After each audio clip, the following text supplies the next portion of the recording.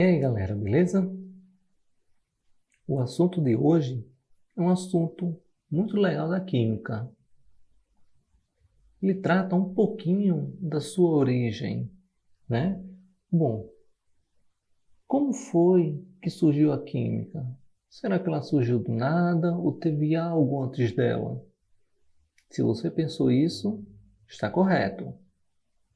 Então, antes da química, surgiu um lado muito místico, chamado de alquimia, tá certo? Mas, como se deu origem à ciência moderna? É o que nós vamos estudar também, ok? Então, lá nos primórdios, né, buscava explicações para algumas coisas que existiam, tipo o fogo, né? Então, muitas dessas explicações tinham cunho divino, que eram os santos, né? Tinha a igreja que fazia parte também. Então, grande parte da explicação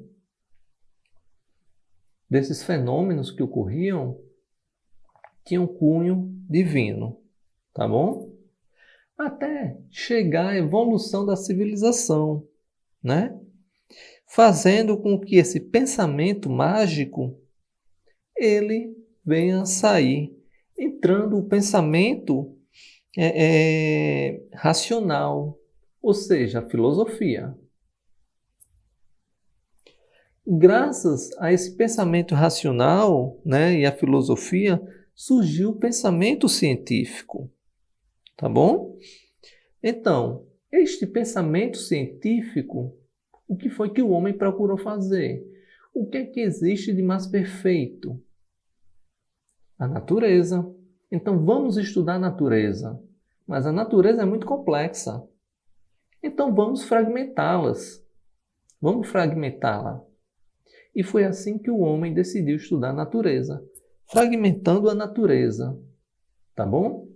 Uma coisa que nós não podemos deixar de citar é o quê? É um grande cientista chamado Darwin, ou Charles Darwin, onde ele propôs a teoria evolucionista, a teoria da evolução da espécie, né? Se vocês quiserem assistir um filmezinho sobre Darwin, pode escanear esse QR Code aí, tá? E assistam, que é bem interessante. Bom, graças à teoria de Darwin, nós podemos, por exemplo, aplicar ela hoje. Sabemos que hoje nós estamos passando por uma pandemia, né? Onde temos aí o Covid-19 em ação. Ele está cumprindo o seu papel, que é o quê? Tentar se manter vivo. Por isso que a sua reprodução é rápida, né? A sua reprodução é rápida, faz com que contamine pessoas mais rapidamente, para que ele continue a perpetuar sua espécie. Isso faz parte da teoria de Darwin, né? A espécie que mais se adaptar ao momento, ela vai permanecer. E nós, seres humanos, não estamos fazendo o nosso papel, que é o quê? Bom, se nós não temos uma vacina para combater esse vírus, o que é que a gente pode fazer para que ele se acabe? Nos afastando um dos outros, nos cuidando, né? Nós estamos fazendo isso? Muitos não, tá bom? Então o vírus ele está sendo mais inteligente até do que a própria nossa espécie, ok? Então assistam esse filme sobre Charles Darwin, que vocês vão relacionar muito bem com o nosso momento atual, tá bom? Então o homem procurou fazer o quê? Fragmentar a natureza. E ela fragmentou em quê? Biologia, física e química, tá? Então a química, ela é justamente uma dessas partes do pensamento científico, tá bom? Que serve para estudar justamente a natureza. Só que a química, surgiu a partir de algo. O que foi esse algo? A alquimia, né? A alquimia foi o momento mais místico da química. Ela possuía duas vertentes.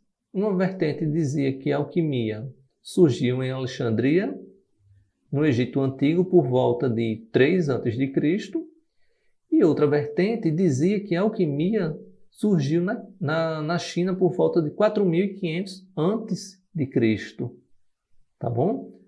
Mas ambos convergiam para uma única definição, que a alquimia era a junção de uma série de tecnologias, certo? Com técnicas executadas em rituais religiosos ou magia. Isso mesmo. O homem misturava técnicas desenvolvidas com rituais religiosos e magia, né? Se por acaso ele estivesse fazendo um experimento hoje, ele prestava atenção em tudo ao seu redor. Se choveu, qual foi a temperatura, de que horas começou a chover, quanto choveu, até que horas, certo? Era uma coisa muito mística que ele utilizava. E a alquimia, ela era feita por correntes. Essas correntes eram 3 correntes: a grega, a oriental e a egípcia, tá bom? A corrente egípcia acreditava que a alquimia desenvolvia a tecnologia, tá bom? Então, na corrente egípcia foi desenvolvido a tecnologia. Já na corrente grega foi desenvolvida a parte metafísica, transcendental, estudo espiritual, objetividade, né? E já na corrente que foi implantada por Platão, né? Surgindo assim a teoria dos elementos. A teoria dos elementos vocês vão ver mais à frente, tá bom? E já na corrente oriental, né, eles acreditavam no misticismo, na ciência oculta, nas figuras geométricas, nos deuses e demônios, né? Então, muitas vezes, essas correntes orientais, elas eram feitas, né, em lugares escondidos. Os alquimistas se escondiam para poder produzir a ciência, que é chamada ciência oculta, né? Então, naquele local, o que era que ele fazia? Ele convocava os deuses e demônios, né? Misturavam com técnicas já conhecidas de desenvolvimento, tá bom? E assim foi seguindo, tá? Aí vem Joãozinho e pergunta: afinal, a alquimia é ciência, filosofia ou magia? Joãozinho, a alquimia é a junção de tudo. Nós vimos há pouco tempo que, com as técnicas, né, e com a implementação da filosofia das magias negras, né, os alquimistas conseguiram muitas coisas, tá bom? E Mariazinha? Mas o que os alquimistas buscavam? Né? Essa foi a pergunta feita por Mariazinha. Os alquimistas, pessoal, eles buscavam 2 coisas: a pedra filosofal e o elixir da longa vida. Então, eles acreditavam que a pedra filosofal, né, ela era capaz de transformar qualquer metal em ouro, a transmutação de metais, né? Já que naquele tempo o ouro era o material mais nobre. Até hoje o ouro é um material nobre, tá bom? E o elixir da longa vida nada mais era do que uma solução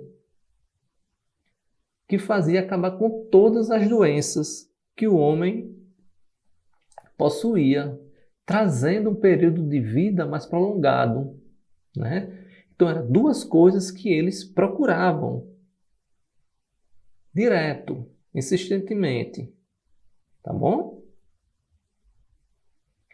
Então tiveram alguns alquimistas que foram muito importantes para a época, como Maria Judia, Nicolau Flamel, Paracelso, Francis Bacon, Saint-Germain, Isaac Newton, né?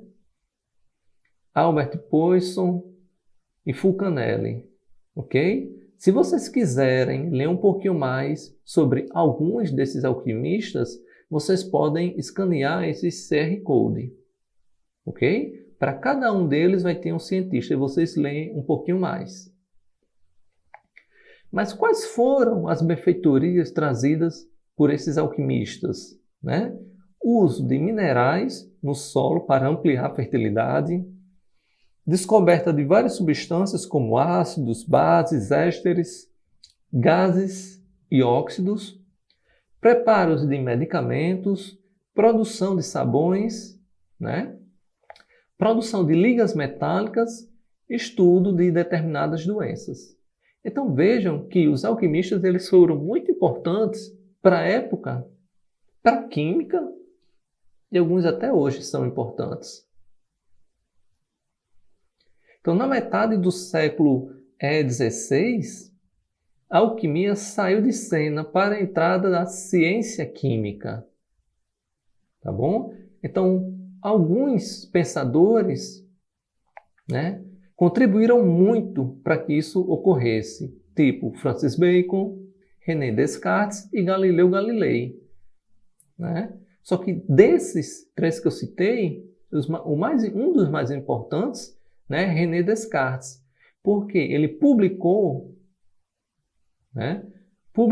sua obra onde tinha como tema Discurso de Método, em 1637.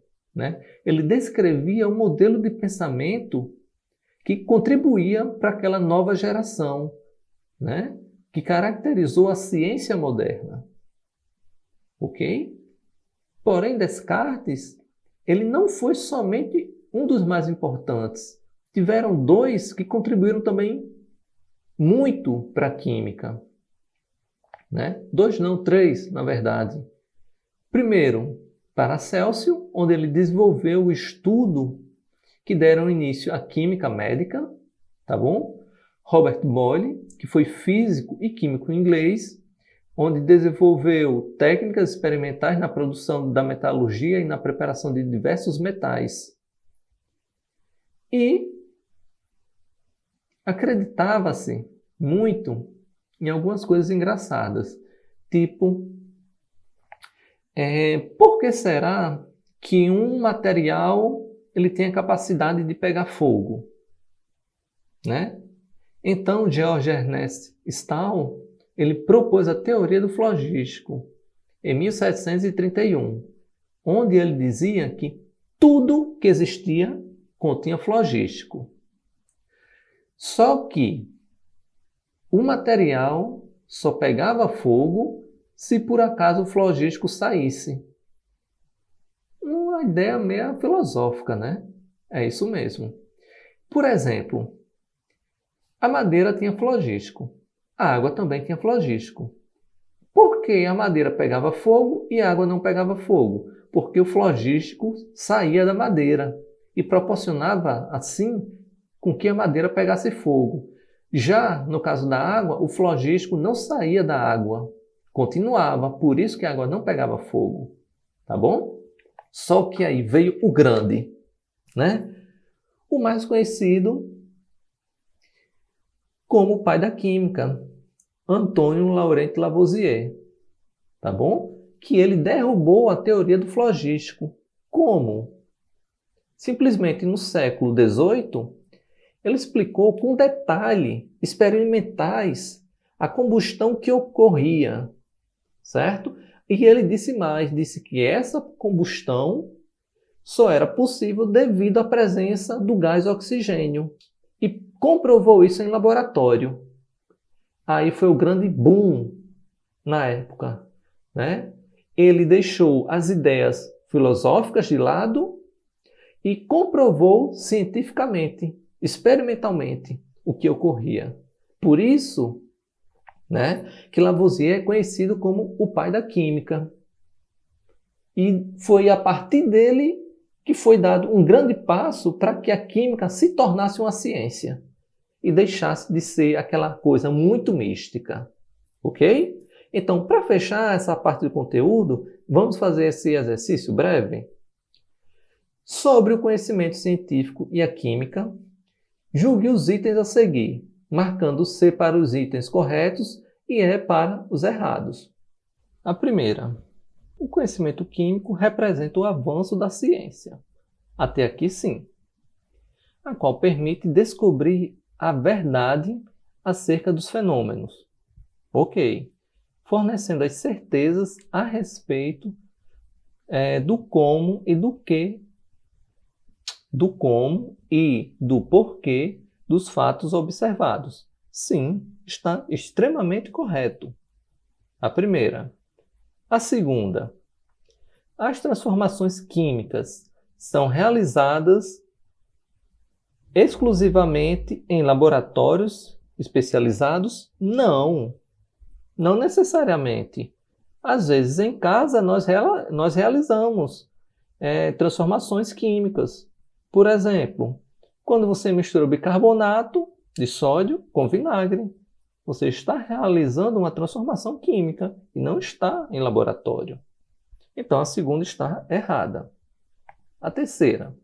A química é uma ciência milenar que surgiu desde os primórdios da humanidade com a alquimia. Tá certo? Errado. A química, ela surgiu após a alquimia e não com a alquimia. Não junto com a alquimia. Ela nasceu após a alquimia.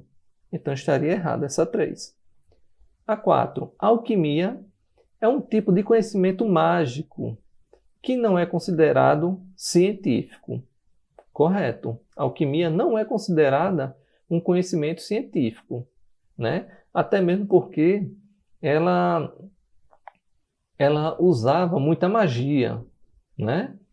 E através daquela magia ela considerava que alterasse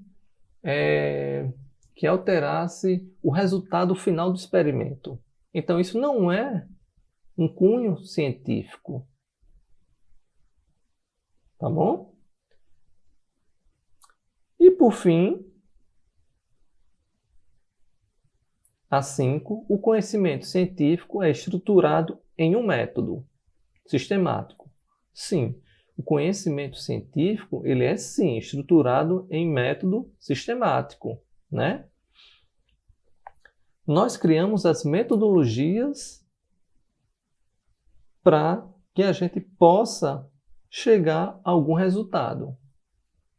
Então, o conhecimento científico, ele é estruturado nesses métodos. Nós realizamos esses métodos, sendo assim, nós estamos estruturando o conhecimento científico por trás daqueles métodos. Tá? De investigação denominado método científico, sim. O qual varia com o passar dos tempos. Isso quer dizer que a metodologia que eu utilizo hoje, por exemplo, para a obtenção de um biodiesel, tá? Eu estou criando aí um conhecimento científico. Mas essa metodologia, ela é funcional para hoje. Para daqui a 20 anos, ela não será mais funcional. E aí eu tenho que alterar essa metodologia. Tenho que adequar ela. Tá bom? Para que ela continue sendo um conhecimento científico. Não que a metodologia anterior deixou de ser, mas deixou de ser viável. Ok, pessoal? Então, espero que vocês tenham gostado dessa aula. Até a próxima e valeu!